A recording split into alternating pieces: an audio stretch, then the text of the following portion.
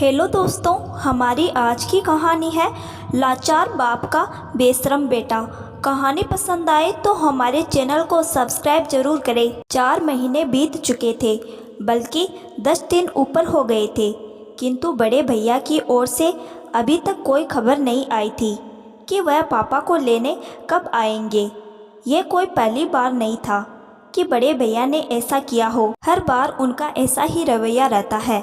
जब भी पापा को रखने की उनकी बारी आती है, वह समस्याओं से गुजरने लगते हैं।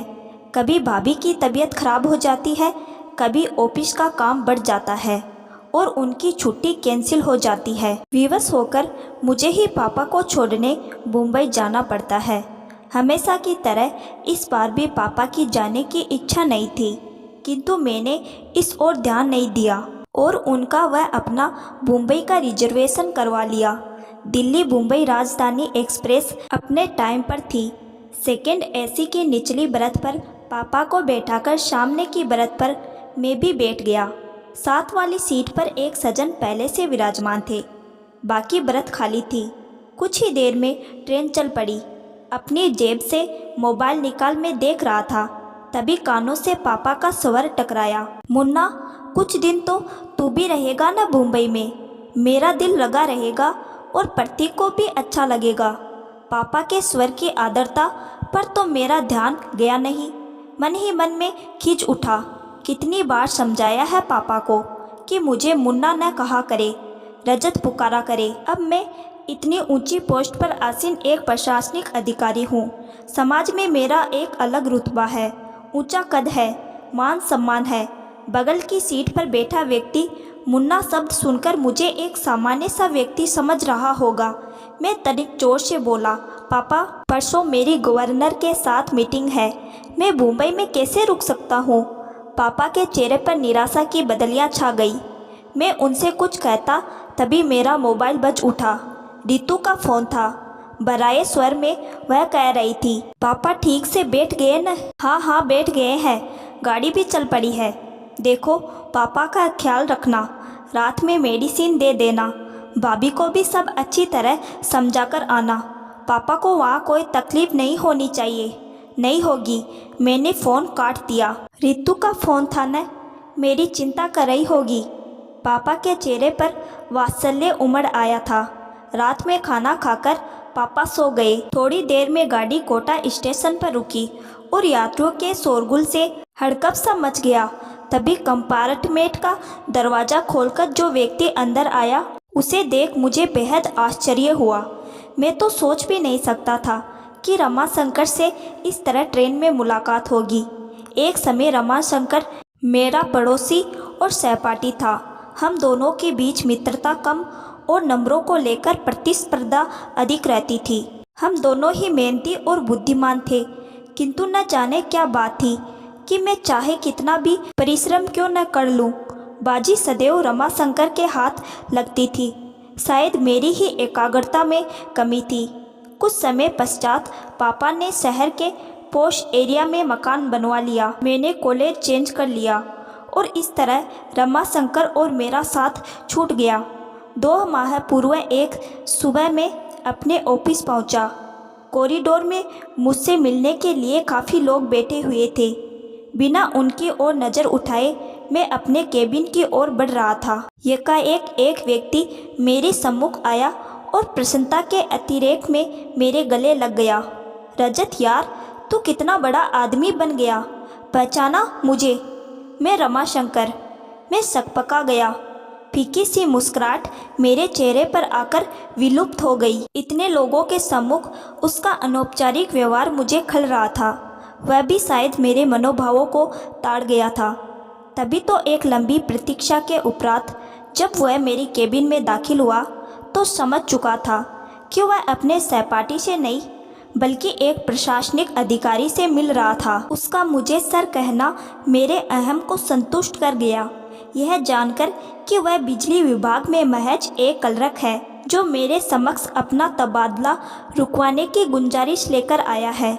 मेरा सीना अभिमान से चौड़ा हो गया। कॉलेज के प्रिंसिपल और टीचर्स तो क्या, मेरे सभी कलीग्स भी यही कहते थे कि एक दिन रमाशंकर बहुत बड़ा आदमी बनेगा। हूँ, आज मैं कहाँ से कहाँ पहुँच गया और वह पिछली स्मृतियों को पीछे धकेल मैं वर्तमान में पहुँचा तो देखा रमाशंकर ने अपनी वृद्ध माँ को साइड की सीट पर लिटा दिया और स्वयं उनके करीब बैठ गया। एक उड़ती सी नज़र उस पर डाल मैंने अखबार पर आंखें गड़ा दी। तभी रमाशंकर बोला, नमस्ते सर, मैंने तो देखा ही नहीं कि आप बैठे हैं। मैंने नम्र स्वर में पूछा, कैसे हो रमाशंकर? ठीक हूँ सर। कोटा कैसे आना हुआ? छोटी बुआ की बेटी की शादी में आया था, अब मुंबई जा रहा हूँ। शायद आपको याद हो, मेरा एक छोटा भाई था। छोटा भाई? हाँ, याद आया। क्या नाम था उसका? मैंने स्मृति पर जोर डालने का उपक्रम किया, जबकि मुझे अच्छी तरह याद था कि उसका नाम देवेश था। सर, आप इतने ऊंचे पद पर हैं, आए दिन हजारों लोगों से मिलते हैं, आपको कहाँ याद होगा? देवेश नाम है उसका सर। पता नहीं उसने मुझ पर व्यंग्य किया था या साधारण रूप से कहा था, फिर भी मेरी गर्दन कुछ तन सी गई। उस पर एहसान सा लादते हुए मैं बोला, देखो रमाशंकर, यह मेरा ऑफिस नहीं है, इसीलिए सर कहना बंद करो और मुझे मेरे नाम से पुकारो। हाँ, तो तुम क्या बता रहे थे? देवेश मुंबई में है? हाँ रजत, उसने वहाँ मकान खरीदा है। 2 दिन पश्चात उसका गृह प्रवेश है। 4-5 दिन वहाँ रहकर मैं और अम्मा दिल्ली लौट आएंगे। इस उम्र में इन्हें इतना घुमा रहे हो? अम्मा की आने की बहुत इच्छा थी। इंसान की उम्र भले ही बढ़ जाए, इच्छाएं तो नहीं मरती न। हाँ, ये तो है। पिताजी कैसे हैं? पिताजी का 2 वर्ष पूर्व स्वर्गवास हो गया था। अम्मा यह दुख झेल नहीं पाई और उन्हें हार्ट अटैक आ गया था। बस तभी से वह बीमार रहती है। अब तो एल्जाइमर भी बढ़ गया है, तब तो उन्हें संभालना मुश्किल होता होगा। क्या करते हो? 6-6 महीने दोनों भाई रखते होंगे। ऐसा पूछकर मैं शायद अपने मन को तसल्ली दे रहा था। आशा के विपरीत रमाशंकर बोला, नहीं नहीं, मैं तो ऐसा सोच भी नहीं सकता। अम्मा शुरू से ही दिल्ली में रहती है, उनका कहीं और मन लगना मुश्किल है। मैं नहीं चाहता इस उम्र में उनकी स्थिति पेडुलम जैसी हो जाए, कभी इधर तो कभी उधर। कितनी पीड़ा होगी उन्हें ये देखकर कि पिताजी के जाते ही उनका कोई घर ही नहीं रहा, वह हम पर बोझ है। मैं मुस्कुराया। रमाशंकर, इंसान को थोड़ा व्यवहारिक भी होना चाहिए। जीवन में सिर्फ भावुकता से काम नहीं चलता है।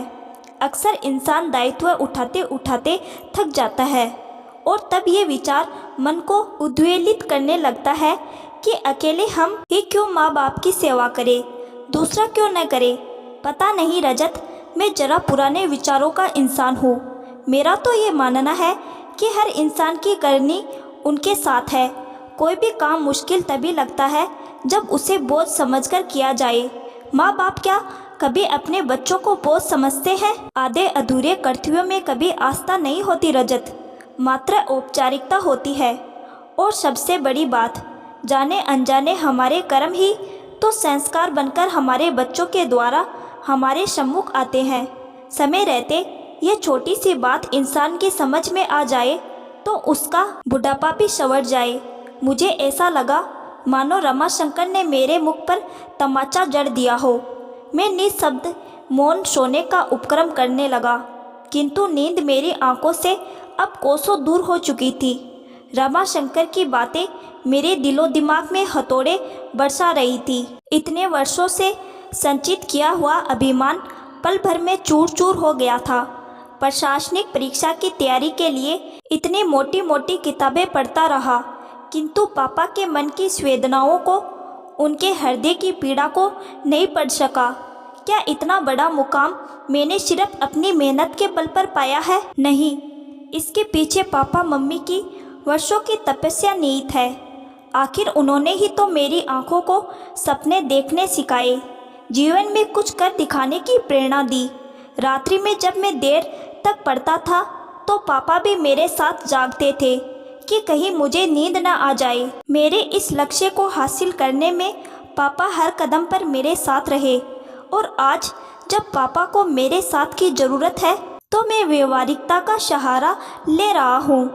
2 वर्ष पूर्व की स्मृति मन पर दस्तक दे रही थी। सीवियर हार्ट अटैक आने के बाद मम्मी बीमार रहने लगी थी। एक शाम ऑफिस से लौटकर मैं पापा मम्मी के बेडरूम में जा रहा था, तभी अंदर से आती आवाज़ से मेरे पाँव ठिठक गए। मम्मी पापा से कह रही थी, इस दुनिया में जो आया है वह जाएगा भी, कोई पहले तो कोई बाद में। इतने इंटेलेक्चुअल होते हुए भी आप इस सच्चाई से मुँह मोड़ना चाह रहे हैं। मैं क्या करूं पूजा, तुम्हारे बिना अपने अस्तित्व की कल्पना भी मेरे लिए कठिन है। कभी सोचा है तुमने कि तुम्हारे बाद मेरा क्या होगा? पापा का कंठ अवरुद्ध हो गया था, किंतु मम्मी तनिक भी विचलित नहीं हुई और शांत स्वर में बोली थी, आपकी तरफ से तो मैं पूरी तरह निश्चित हूँ। रजत और रितु आपका बहुत ख्याल रखेंगे। ये एक माँ के अंतर्मन की आवाज़ है, उसका विश्वास है जो कभी गलत नहीं हो सकता। इस घटना के 5 दिन बाद ही मम्मी चली गई थी। कितने टूट गए थे पापा, बिल्कुल अकेले पड़ गए थे। उनके अकेलेपन की पीड़ा को मुझसे अधिक मेरी पत्नी रितु ने समझा।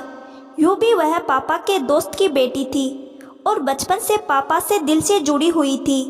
उसने कभी नहीं चाहा पापा को अपने से दूर करना, किंतु मेरा मानना था कि कोरी भावुकता में लिए गए फैसले अक्सर गलत साबित होते हैं।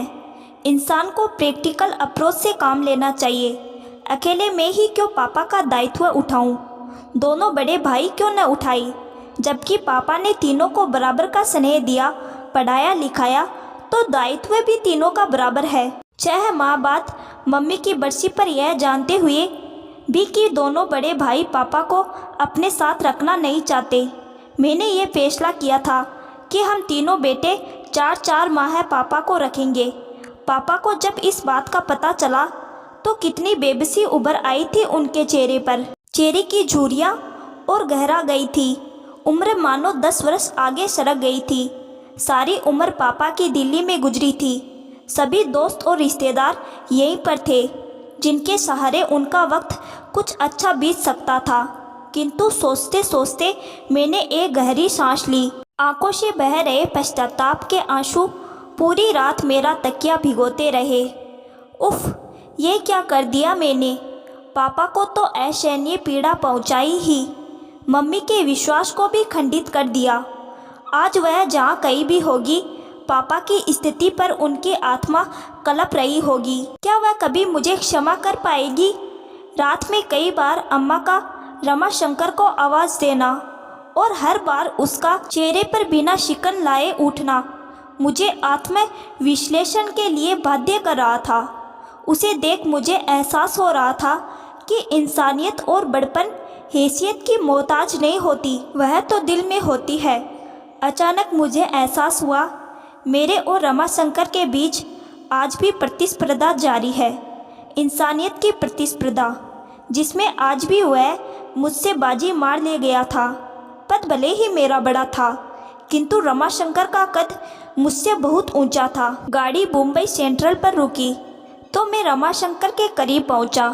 उसके दोनों हाथ थाम में भावुक स्वर में बोला, रमाशंकर मेरे दोस्त, चलता हूँ। यह सफ़र सारी जिंदगी मुझे याद रहेगा। कहने के साथ ही मैंने उसे गले लगा लिया। आश्चर्य मिश्रित खुशी से वह मुझे देख रहा था। मैं बोला, वादा करो अपनी फैमिली को लेकर मेरे घर अवश्य आओगे।